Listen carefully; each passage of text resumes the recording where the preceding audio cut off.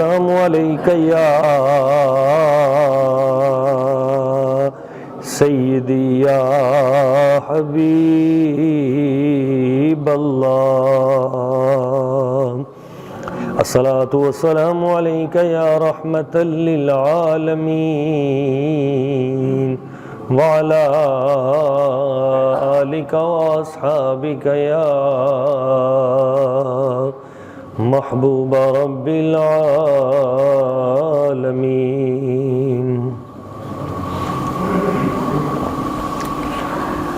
اسیروں کے مشکل کشا غوث اعظم، اسیروں کے مشکل کشا غوث اعظم، فقیروں کے حاجت روا غوث اعظم، گھرا ہے بلاؤں میں بندہ تمہارا، گھرا ہے بلاؤں میں بندہ تمہارا، مدد کے لیے آؤ یا غوث اعظم، تیرے ہاتھ میں ہاتھ میں نے دیا ہے، تیرے ہاتھ میں ہاتھ میں نے دیا ہے، تیرے ہاتھ ہے لاج یا غوث اعظم، مریدوں کو خطرہ نہیں بحر غم سے، کہ بیڑے کے ہیں نا خدا غوث اعظم، کہے کی سے جا کر حسن اپنے دل کی، کہے کی سے جا کر حسن اپنے دل کی، سنے کون تیرے سوا غوث اعظم، اسیروں کے مشکل کشا غوث اعظم، اسیروں کے مشکل کشا غوث اعظم، فقیروں کے حاجت روا غوث اعظم۔ نہایت مکرم و محترم، قابل صد تکریم، عزت مآب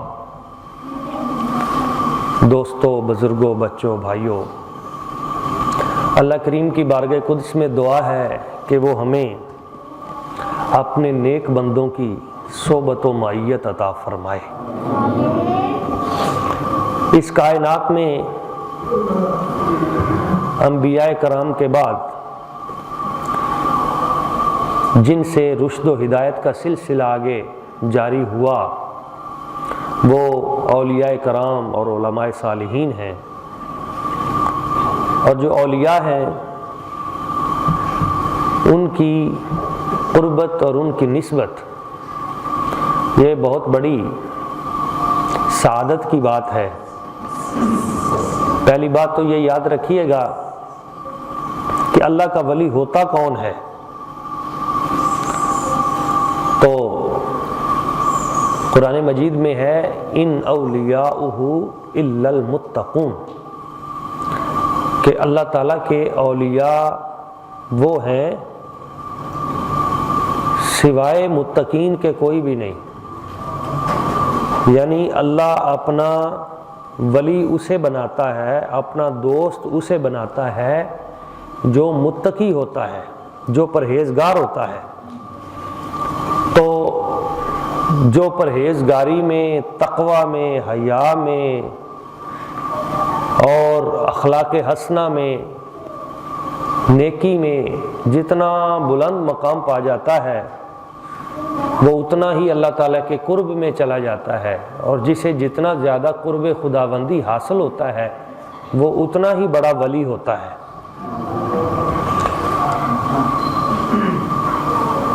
تو جو کامل ولی ہوتے ہیں ان کی کچھ علامات بھی ہوتی ہیں۔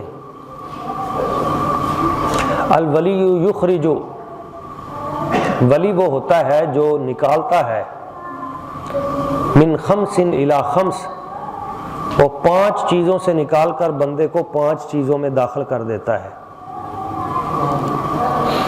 من الشک الی الیقین، وہ بندے کو شک سے نکال کر یقین کی دولت عطا کر دیتا ہے۔ من الریاء الی الاخلاص، اسی طرح وہ بندے کو ریاکاری سے نکال کر خلوص کی دولت عطا کر دیتا ہے۔ ریاکاری یعنی دکھاوا، ولی وہ ہوتا ہے جو بندے کے دل سے دکھاوا نکال دیتا ہے، ریاکاری، لوگوں کو دکھانا کہ میں عمل لوگوں کے لیے کروں۔ اس سے آپ اندازہ لگائیں کہ جو خود ریاکار ہو وہ ولی کیسے ہو سکتا ہے۔ جو خود اپنے آپ کو شو کرے اور اپنے آپ کو ولی بن کے دکھائے اور کسی طریقے سے لوگوں تک کہ میں ولی ہوں، میری طرف آؤ، اور مختلف طریقوں اور مختلف بندوں کے ذریعے اپنی ولایت کا ڈھنڈورا پیٹے، وہ ولی کیسا ہے؟ کیونکہ ولی تو وہ ہوتا ہے جو مرید کے دل سے بھی نمود و نمائش نکال دے۔ تو جس کو ابھی خود مرید بننے کی ضرورت ہے وہ ولی کیسے؟ تو ولی وہ ہے جو من الریاء الی الاخلاص، جو بندے کو ریاکاری سے پاک کر دے اور خالص اللہ تعالیٰ کی ذات و برکات کی طرف لے آئے۔ اور من الکبر الی التواضع، اور ولی وہ ہوتا ہے جو بندے کو تکبر و غرور سے نکال کر اسے عاجزی و انکساری کی طرف لے آئے۔ اس میں سے جو بت ہیں، اس کے اندر بت 3-4 قسم کے ہوتے ہیں۔ ایک بندے کے اندر برادری کا بت ہوتا ہے، میری برادری بہت بڑی ہے، کوئی مشکل آئی تو میری برادری یہ کر دیں گے، وہ کر دیں گے۔ اسی طرح ایک مال کا بت ہوتا ہے، بھی میرے پاس پیسہ بڑا ہے۔ اسی طرح ایک طاقت کا بت ہوتا ہے، منصب عہدے کا بت ہوتا ہے۔ اسی طرح بسا اوقات بندے کو علم کا بت بھی بہت بڑا بت ہے۔ شیطان کو بھی یہ تھا، اس نے کہا میں بڑا علم والا ہوں، میرے پاس علم ہے، جو شعلہ ہے اوپر کو جاتا ہے آگ اور مٹی نیچے کو، تو اتنا علم تو مجھے بھی ہے۔ تو بعد علم ایسے ہوتے ہیں بندے کو مروا بھی دیتے ہیں۔ اس لیے نبی پاک صلی اللہ علیہ وسلم جب بھی دعا فرمایا کرتے تھے تو دعا میں ساتھ ایک جملہ ارشاد فرماتے تھے کہ مولا مجھے وہ علم عطا کر جو نافع ہو، جو نفع دینے والا ہو، اور اس علم سے مجھے بچا لا ينفع، جو نفع نہ دینے والا ہو۔ تو تکبر سے نکال کر بندے کو عاجزی کی طرف، اسی طرح وہ اللہ کا ولی فکر دنیا سے نکال کر بندے کو فکر آخرت کی طرف لے جاتا ہے، اور اسی طرح لوگوں کے نقصان سے بچا کر لوگوں کی خیر خواہی کی طرف لے آتا ہے۔ تو بہت سارے اولیاء ہوئے ہیں، صوفیاء ہوئے ہیں، لیکن اولیاء کا سب سے بڑا امام، سب ولیوں کی گردن پر جن کا پاؤں اس عظیم ولی کا نام حضرت پیر پیراں میر میراں حضرت سیدنا شیخ محی الدین جیلانی قندیل نورانی محبوب سبحانی اور عارف یزدانی حضرت شیخ عبد القادر جیلانی الحسنی والحسینی البغدادی رضی اللہ تعالیٰ عنہ وارضا عنہ، جن کو عموماً ہم بر صغیر میں 11ویں والے پیر کے نام سے یاد کرتے ہیں۔ حضرت سیدنا غوث اعظم شیخ عبد القادر جیلانی رضی اللہ تعالیٰ عنہ، اللہ کریم نے آپ کو مقام ولایت میں وہ درجہ عطا کیا غوث اعظم درمیان اولیاء چوں محمد صلی اللہ علیہ وآلہ وسلم درمیان انبیاء، غوث اعظم کا ولیوں میں وہ مقام ہے جو نبیوں میں مصطفیٰ کریم کا مقام ہے۔ اتنی بڑی ہستی، اتنی بڑی ہستی ولیوں میں۔ اور ایک بات یاد رکھیں، کبھی بھی مت یہ سمجھنا کہ یہ ایسے ہی بن گئے، نہیں، ان کی آزمائشیں بھی اتنی ہی بڑی ہیں، ان کے امتحان بھی اتنے ہی بڑے ہیں۔ کیا ہم میں کوئی وہ امتحان کر سکتا ہے پورا؟ میں آپ کو مثال دیتا ہوں۔ سیدنا غوث اعظم شیخ عبد القادر جیلانی فرماتے ہیں، ایک بزرگ مجھے ملے اور انہوں نے مجھے ایک علم کی بات بتائی اور مجھے فرمانے لگے کہ اس جگہ پہ بیٹھ جاؤ، دوسری علم کی بات میں تجھے آ کے بتاؤں گا۔ تو آپ فرماتے ہیں وہ چلا گیا وہ بزرگ، اور میں وہاں بیٹھ گیا اور اسی جگہ رہا، اسی مقام پہ، اسی بستی میں، اسی ایریے میں، اور 1 سال تک ادھر ہی رہا اس کے انتظار میں۔ 1 سال بعد وہ بندہ دوبارہ آیا، اس نے مجھے دوسری علم کی بات بتائی اور کہنے لگا آپ نے جانا نہیں، ادھر ہی بیٹھے رہنا ہے۔ تو فرماتے میں پھر ادھر بیٹھ گیا، 1 سال پھر ادھر بیٹھا رہا، سال بعد پھر وہ بندہ آیا، اپنے معمولات وہیں، نماز روزہ سارے ادھر ہی پورے کرتا تھا،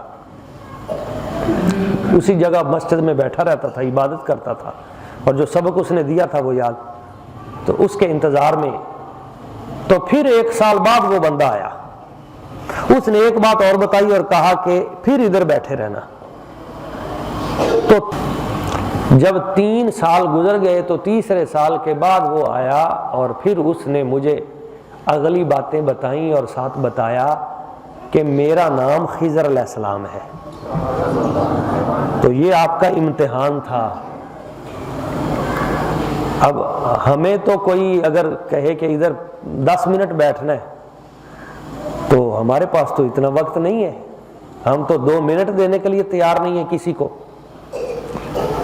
مگر آزمائشیں بھی ہیں۔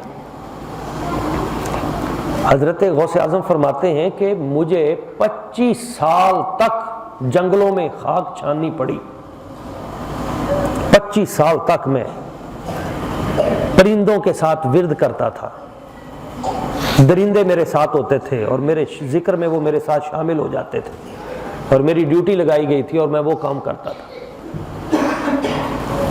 آپ دیکھیں نا، بچپن میں باپ بھی چلا جائے، ماں جو ہے اس سے بھی جدائی پڑ جائے، اور اس علم میں پڑھنے کے لیے نکل جائے، اور ہجرت بھی بچپن میں میسر آ گئی، اور پھر آپ کہتے ہیں کہ میں نے اپنے علاقے کا کوئی شیخ اور کوئی استاد نہیں چھوڑا، اور بڑے بڑے ملکوں کا کوئی استاد نہیں چھوڑا جس سے میں نے علم حاصل نہ کیا ہو۔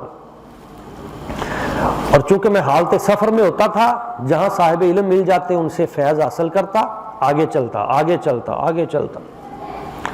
درست العلم حتی صرت قطبا، علم حاصل کرتے کرتے میں مقام قطبیت پر پہنچ گیا۔ زندگی کے کئی سال علم حاصل کرتے کرتے، تو آپ فرماتے ہیں کہ 40 دن مجھے فاقہ کشی میں میرے گزر جاتے، اور ایک لقمہ بھی مجھے کبھی میسر نہ آتا، اور صرف پانی پہ گزارا ہوتا، اور جسم اتنا نڈھال ہو جاتا کہ اٹھ کے 2 قدم چلا بھی نہ جاتا۔ اور اگلی جو بات ہے، ابھی کل میں نے ٹی وی پہ 2 پروگرام کیے تھے ARY پہ، ابھی وہ آ جائیں گے اس ہفتے میں۔ تو آپ کی ایک کتاب ہے الفتح الربانی، اس کی روشنی میں وہ پروگرام تھے۔ اگر زندگی میں آپ کو موقع ملے تو سیدنا غوث اعظم شیخ عبد القادر جیلانی، آپ کی 3 کتابیں پڑھ لینا۔ ہم ہم سمجھتے ہیں 11ویں کا مطلب ہے کھیر کھانا، غوث پاک آئے دیگیں پکا کے چلے گئے۔ اللہ کے بندو نہیں، بڑا میدان ہے، بہت بڑا میدان ہے، بڑی محنت کی ہے انہوں نے۔ آپ 3 کتابیں پڑھ لیں اور میں دیکھوں گا پھر آپ کیسے پڑھتے ہیں۔ ایک صفحے سے اگر آپ آگے گزر جائیں تو پھر کہنا، پھر اس پہ آپ کے کئی دن اور کئی راتیں لگیں گی کہ یہ بات کتنی بڑی بات ہے۔ پھر آپ تلاش کریں گے کہ کسی سے میں یہ بات سیکھوں کہ اس میں ہے کیا۔ آپ کی کتاب ہے فتوح الغیب، آپ کی کتاب ہے الفتح الربانی، اور آپ کی ایک کتاب ہے سر الاسرار۔ ان 3 کتابوں کو پڑھ لیں، آپ کو پتہ چلے گا حضرت سیدنا غوث پاک کتنی بڑی ہستی تھے۔ تو آپ اس میں فرماتے ہیں، یعنی کئی دن فاقہ کشی، کئی دن قربانی، محنت، جد و جہد، حصول علم۔ فرماتے ہیں کہ ایک دن شدید بھوک تھی، کئی دن گزر چکے تھے، اور سب سے بڑی بات یہ ہے کہ کبھی بھی زندگی میں زبان پر شکوہ نہیں آیا، اور بار بار اپنی کتابوں میں فرماتے ہیں کہ اے طالب علم، اے سالک، اے رب کی تلاش میں نکلنے والے، کبھی بھی شکوہ نہ کرنا، کبھی زبان پہ حرف شکایت نہ لانا، ورنہ سب کچھ جل جائے گا، تباہ ہو جاؤ گے۔ جس حال میں یار رکھے بس اس حال میں راضی۔ آپ فرماتے ہیں ایک ہوتا ہے صبر اور ایک ہوتا ہے شکر۔ شکر بندہ کب کرتا ہے؟ جب نعمت ملتی ہے۔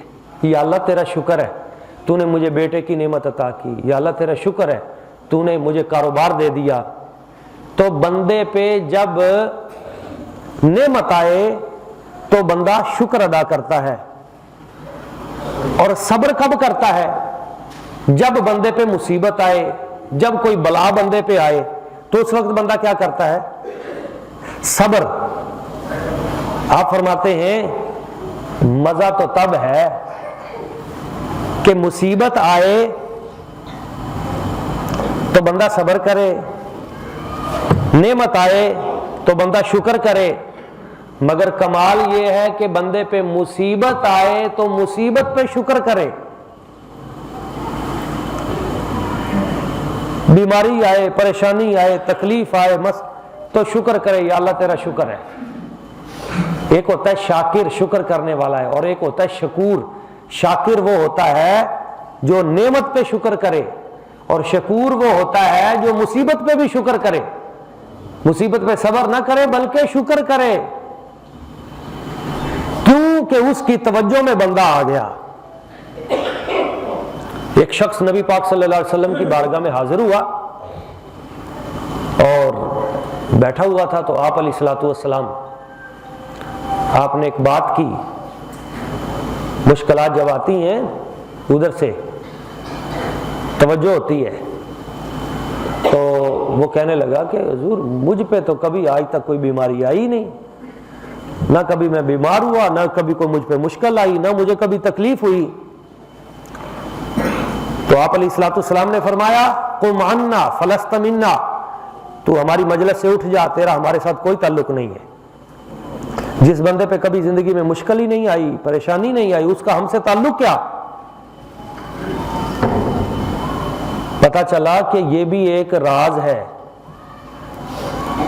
جس کو حضرت سیدنا غوث اعظم رضی اللہ تعالیٰ عنہ بیان فرماتے ہیں کہ مشکلات جو ہیں وہ آتی ہیں، اور ان مشکلات پہ پھر صبر کرنا، اور پھر اگلا درجہ ان مشکلات پہ شکر کرنا، اور پھر حوصلے سے انہیں برداشت کرنا۔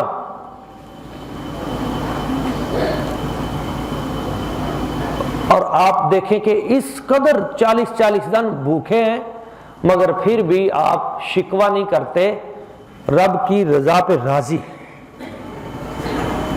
آپ کہتے ہیں کہ ایک دن میں شدید بھوک کے عالم میں تھا، تو ایک نوجوان میرے قریب آیا اور اس کے پاس کھانا تھا، تو وہ قریب بیٹھ کے کھانا اس نے شروع کر دیا۔ تو مجھے کئی دن ہو چکے تھے میں نے کوئی لقمہ نہیں کھایا تھا، اس کی نظر مجھ پہ پڑی تو اس نے مجھے کہا کہ اے نوجوان آپ بھی آئیں میرے ساتھ کھانا کھا لیں۔ تو میں نے کہا نہیں میں نے نہیں کھانا۔